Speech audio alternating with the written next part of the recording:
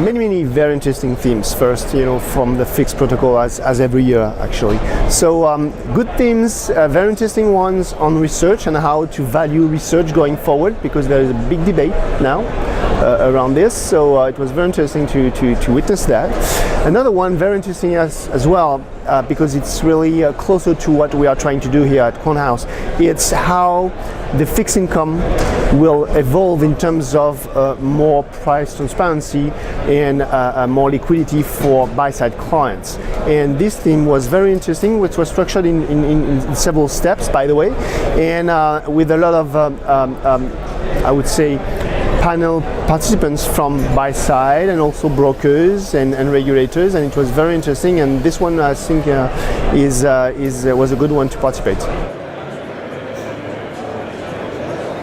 So how do we fit here at QuantHouse, and how do we help this fixed income price transparency evolution?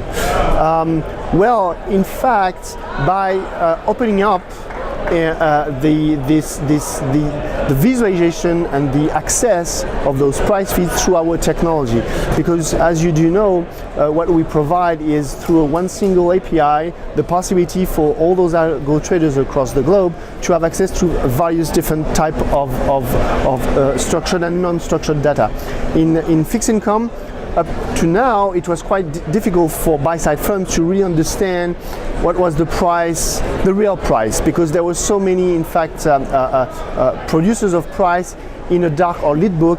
It was that complex. So now, what we are trying to do with here at QuantHouse, we are trying to sign as many provider of prices as possible and integrate that into our API ecosystem, so any clients, any buy-side clients across the globe will have the possibility through just one API to have access to a transparent way to view the markets. So this is how we help, and I think recently, as you do know, we have signed with a couple of big names such as BGC Partners, Phoenix, and new names will come on board very recently, and I think this is the way we help.